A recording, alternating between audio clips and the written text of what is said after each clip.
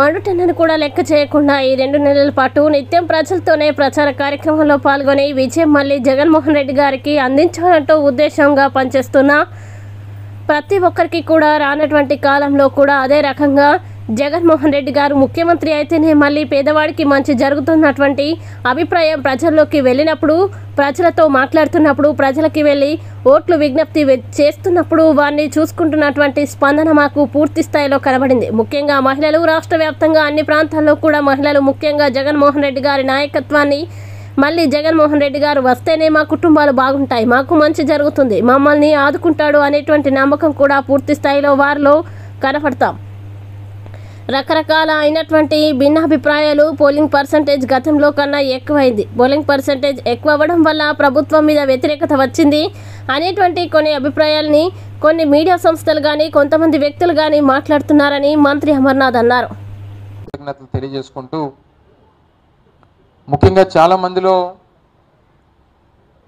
ఏ రకంగా జగన్మోహన్ రెడ్డి గారు గడిచినటువంటి 5 సంవత్సరాలుగా పేదవాడికి అండగా నిలబడ్డాడో, రానటువంటి కాలంలో కూడా అదే రకంగా జగన్మోహన్ రెడ్డి గారు ముఖ్యమంత్రి అయితేనే మళ్ళీ పేదవాడికి మంచి జరుగుతుంది అన్నటువంటి అభిప్రాయం ప్రజల్లోకి వెళ్ళినప్పుడు, ప్రజలతో మాట్లాడుతున్నప్పుడు, ప్రజలకి వెళ్ళి ఓట్లని విజ్ఞప్తి చేస్తున్నప్పుడు వారిని చూస్తున్నటువంటి స్పందన మాకు పూర్తి స్థాయిలో కనబడింది. ముఖ్యంగా మహిళలు రాష్ట్ర వ్యాప్తంగా అన్ని ప్రాంతాల్లో కూడా మహిళలు ముఖ్యంగా జగన్మోహన్ రెడ్డి గారి నాయకత్వాన్ని, మళ్ళీ జగన్మోహన్ రెడ్డి గారు వస్తేనే మా కుటుంబాలు బాగుంటాయి, మాకు మంచి జరుగుతుంది, మమ్మల్ని ఆదుకుంటాడు అనేటువంటి నమ్మకం కూడా పూర్తి స్థాయిలో వారిలో కనబడతా ఉంది.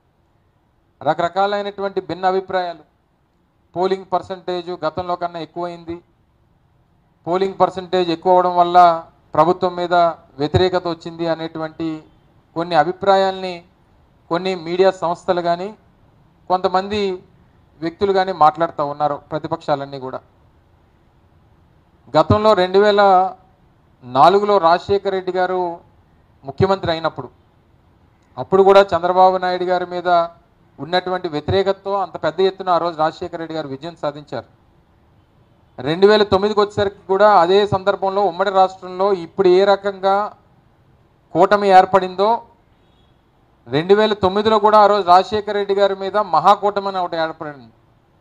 అప్పుడు కూడా అందులో Telugu Desam party, CPI, CPM, TRS ఇలా రకరకాలైనటువంటి రాజకీయ పార్టీలు అన్నీ కూడా కలిసి ఓ మహాకూటమిగా ఏర్పాటై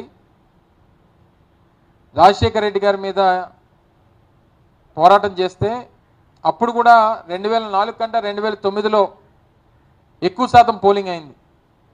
అప్పుడు కూడా ఇదే మాట అన్నారు, రాజశేఖర రెడ్డి గారి మీద వ్యతిరేకత వచ్చేసింది, కూటమి అంతా మహాకూటమి అంతా ఏర్పాటు అయిపోయింది, మహాకూటమి అధికారంలోకి వచ్చేస్తుందని చెప్పి.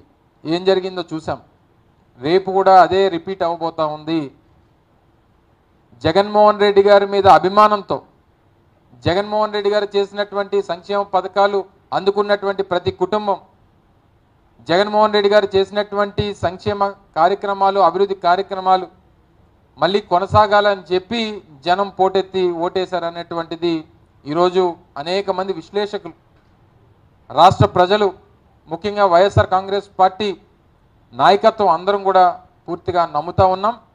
గతంలో వచ్చినటువంటి సీట్ల కన్నా 1 సీట్ అన్న ఎక్కువతో మళ్ళీ రాష్ట్రంలో వైఎస్ఆర్ కాంగ్రెస్ పార్టీ అధికారంలోకి వస్తుందనేటువంటి విశ్వాసాన్ని పూర్తి స్థాయిలో వ్యక్తపరుస్తూ ఉన్నాం అనేటువంటి విషయాన్ని కూడా ఈ సందర్భంగా తెలియజేస్తూ ఉన్నా. ముఖ్యంగా అర్బన్ ప్రాంతాల్లో ఉదాహరణకి నాకు తెలిసి విశాఖపట్నం పార్లమెంట్ పరిధిలో దాదాపు 68-69% పోలింగ్ నమోదైంది. సహజంగా ఎక్కడున్నా సరే అర్బన్ ప్రాంతాల్లో ఏ రకంగా గతంలో ఓటింగ్ ప్యాటర్న్ ఉందో 1 or 2% అటు ఇటుగా నడిచింది. గ్రామీణ ప్రాంతాల్లో పూర్తి స్థాయిలో 80-85% వరకు పోలింగ్లు నమోదు జరిగినాయి. పూర్తి స్థాయిలో గ్రామీణ ప్రాంతాలు కానీ పట్టణ ప్రాంతాల్లో గతంలో జరిగినటువంటి విధంగానే ఆ ఓటింగ్ సరళి మనం చూసాం. గ్రామీణ ప్రాంతాల్లో పూర్తి స్థాయిలో 100కి 80-85% పోలింగ్ నమోదైనటువంటి పరిస్థితులు మనం అంతా కూడా కనబడతా ఉన్నాయి. ఏ రకంగా రైతులకి వైఎస్ఆర్ కాంగ్రెస్ పార్టీ అండగా నిలబడిందో, ఏ రకంగా మహిళలకి అండగా నిలబడిందో, ఏ రకంగా మధ్యతరగతి మిగిలినటువంటి బడుగు బలహీన వర్గాలకి, ముఖ్యంగా ఎస్సీ, ఎస్టీ, బీసీ, మైనార్టీ వర్గాలకి ఏ రకంగా అండగా నిలబడిందో ఒక మన బూతుల తాలూకా ప్యాటర్న్ చూస్తే, ఉదాహరణకి ఒక నియోజకవర్గాన్ని తీసుకుంటే ఆ నియోజకవర్గంలో ఉన్నటువంటి ఆ ప్రాంతంలో ఉన్నటువంటి వర్గం ఏ వర్గం ఉంది, ఏ వర్గం ఆ బూత్లో ఓటింగ్ ప్యాటర్న్ ఏ రకంగా ఉంది, ఇవన్నీ చూసిన తర్వాత క్లియర్గా స్టాటిస్టిక్స్ అనేటువంటివి కనబడతా ఉన్నాయి. తప్పకుండా వన్ సైడెడ్గా మళ్ళీ జగన్మోహన్ రెడ్డి గారు అధికారంలోకి వస్తారు, మళ్ళీ విజయం సాధిస్తాం, గతంలో వచ్చినటువంటి నంబర్స్ కన్నా మెరుగైనటువంటి నంబర్స్ వస్తాయనేటువంటిది కూడా పూర్తిగా కనబడతా ఉంది. కేంద్రంలో కూడా తప్పకుండా ఈసారి రాష్ట్రంలో వైఎస్ఆర్ కాంగ్రెస్ పార్టీకి వచ్చినటువంటి పార్లమెంట్ అభ్యర్థుల ద్వారా వారి మద్దతు పూర్తి స్థాయిలో అవసరం పడుతుందని చెప్పి కూడా పూర్తి స్థాయిలో ఆశిస్తూ ఉన్నాం.